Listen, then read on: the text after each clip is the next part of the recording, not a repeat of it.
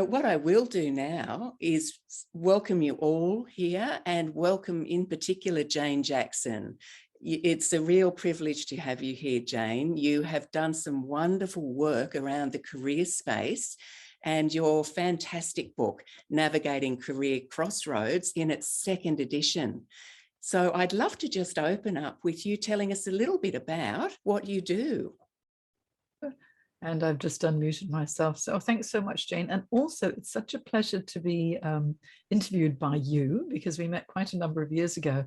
And I really admire your work. And I expect that we have a room full of authors or budding authors as well. So I'm really pleased to be here. So thanks for the invitation. And so who am I? I'm a career management coach. I specialize in career transition coaching. And basically what I do is I help senior executives through the emotional roller coaster of career change or redundancy. And that's the main focus of my work, although I do also focus on communication skills and personal branding and LinkedIn training as well, because it's all part and parcel of the career management and career development process along the way. And I've been coaching now for 21 years. Along the way, I wrote this book, and it's made such a difference. And I'm really pleased because I released it in its second edition, and this year it's finalist in the Australian Career Book Awards. So that for a career coach, that means an awful lot. And writing the book has made a huge difference to my career and my business as well. Fantastic. At what stage did you release the first version, Jane? Back in 2015. So that was 6 years ago. So I'd been coaching since 2000. So it was 15 years of coaching. And I was thinking, it was fine because as a career coach, you coach individuals and I do corporate training, but it was still me turning up and delivering in order for the information and the support to be received. And so I thought, how can I scale my business so it's not so much what they call time for money, where if you turn up you get paid, if you don't turn up you don't get paid.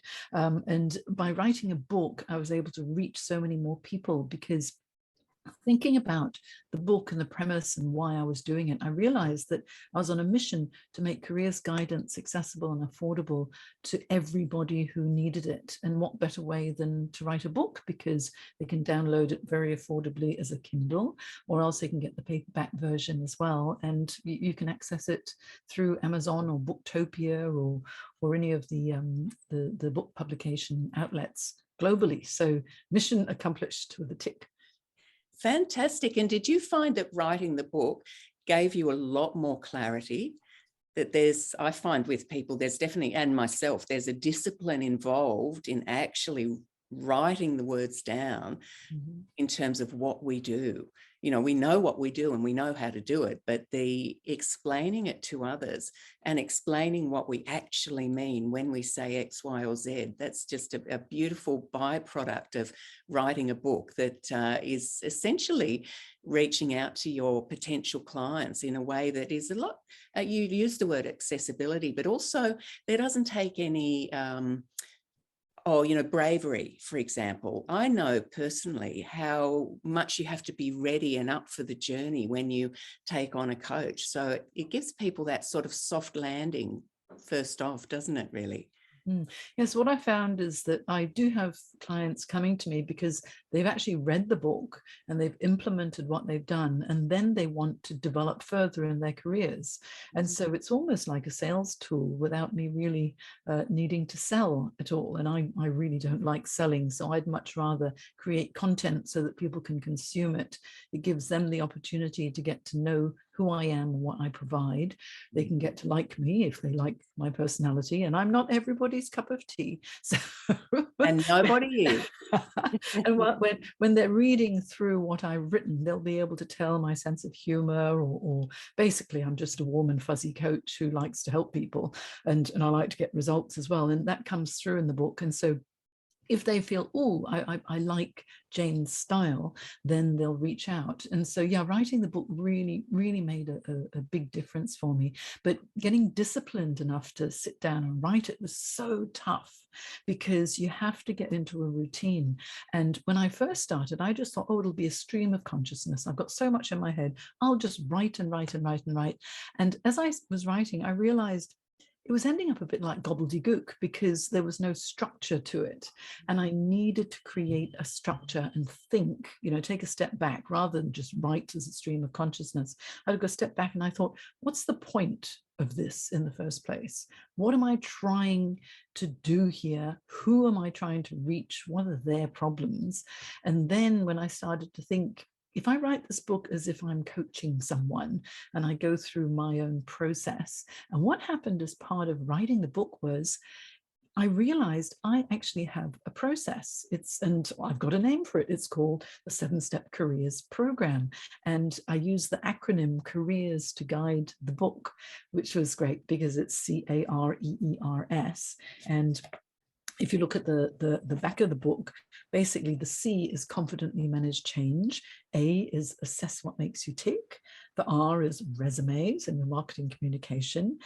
The first E is express your personal brand. The second E is explore job search strategies that work, and then relate your value. That's the R. And the final S is strategies for career success. So using that careers acronym, I had a step-by-step process. And so that's how I worked through the book. And then, of course, peppered it with lots of interviews with my past clients and how they felt about career transition and the challenges they faced, and it made it a lot more real. So yeah, having the structure is important, as you know. That's the first thing we start with when people are working with me. But yes, not to underestimate the power of the case study or the power of the personal story, depending on, where the source is. But indeed, that sounds like you've written almost the perfect book. I'll just say almost, because perfect is meaningless in many regards, but that's just fantastic, Jane. And what's different between the first edition and the second edition? Well, there was 5 or 6 years in between, and so much has changed with regard to LinkedIn and all of the features on LinkedIn. And LinkedIn being a professional networking site and a platform where job seekers tend to build their profiles when they're looking, or if someone wants to build their brand, they go onto LinkedIn because it's a great platform to brand themselves. Things that weren't even invented yet, features that LinkedIn didn't have 6 years ago, now they have. And so I realized it's important to update it so that everyone's got the latest information. And also some of the links that I mentioned in the book, people had moved on, so I needed to update those as well. And what I realized was before in the book, and this is probably a tip if anyone's putting links in their books as well, is that the links, could be old, people could move on, maybe the links break or whatever. So now I have one main link where you can go to the resources section of my website. Then people just go there, and then they'll see all of the resources that I mentioned in the book as well. And the links can be updated, anytime I need to do that easily without having to worry about the reprint. So that was something that I wrote. Yes, that's an excellent tip. And in terms of actually talking about what has changed, just in the chat that we had before everyone arrived, talking about your app and the launch of the Careers Academy. So I'd love to hear more about that, Jane. Oh, thanks, Jane. It's well, what I provide is one-on-one coaching, and I do corporate training as well. So I help organizations going through organizational change, and I help individuals going through personal and career change too. And as I mentioned before, one-on-one, you can only reach so many people, and even in group workshops or webinars, there's a limit to how many people can attend. However, I realized that if I created a membership site, because one-on-one coaching gets quite expensive and it's an investment into your future, because I want to reach as many people as I can, I realized if I had a membership where it was a low monthly subscription and people would be able to access what they needed each month, month, then that might be a really good option. So I explored how I could actually structure it, and finally came up with a really good structure for the Careers Academy, which is a membership site in which there's a 3-month career transition program for job seekers, a 3-month career growth program for those who want to develop in their careers. And I actually have a 12-month career development program where I basically hold your hand for an entire year to go through everything you need to do for leadership development or career management. And it's a lot of work, a lot of tech to get my head around as well. And I'm really pleased that it launched on Monday, and it also has an app. So the people who have got the program can access all of the information on their phone. So it's a bit like having a coach in your pocket. So yeah, in addition to having a book in your pocket, you can have an app in your pocket and get career advice too. That's very cool. Now, you did mention LinkedIn earlier, and one of the things that I admire you for greatly is the way that you manage your LinkedIn profile.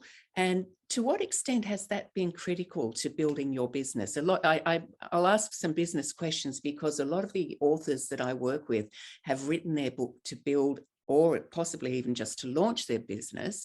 So anything you can share in that regard, because for me, LinkedIn's been very good, but you've absolutely mastered the art of LinkedIn from what I can see. Well, I do my best, Jane, but I'm a LinkedIn trainer as well. So, you know, I help people who are building their careers or their businesses, but predominantly careers because that's my main focus, but help them to build a really strong brand on LinkedIn so that when people are Googling for someone like them, or else they're on LinkedIn and they're using the keywords to find someone like them, that their profiles pop up. And then when people land on the profiles, that it has such a powerful impact immediately that they know exactly what it is that they've got to offer. And if, you know, as budding authors or published authors already, if you're not promoting your book on LinkedIn, it's a missed opportunity, because a book gives you instant credibility. You spent the time, the effort, you shared your expertise, you're there. And I don't know if your authors are writing business books or self-help books or novels, but certainly if it's a self-help book, it's really important to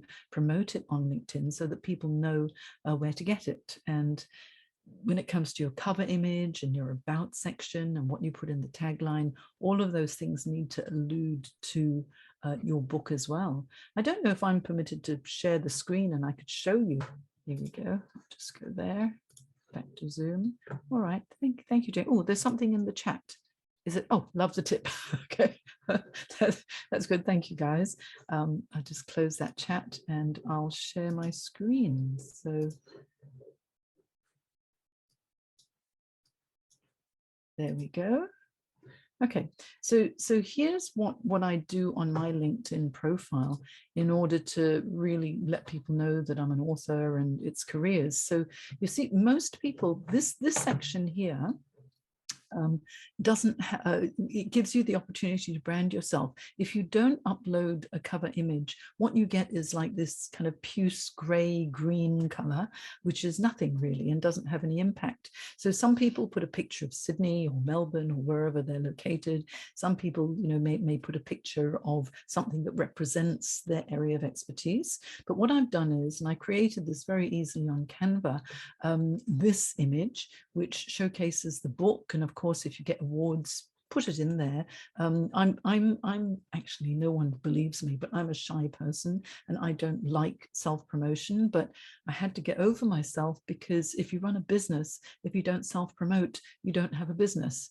So it's something that I've had to learn to do over the years. So anyway, there's a book, it's got an award, so let's put it up there, because people realize, okay, here's a little bit of credibility.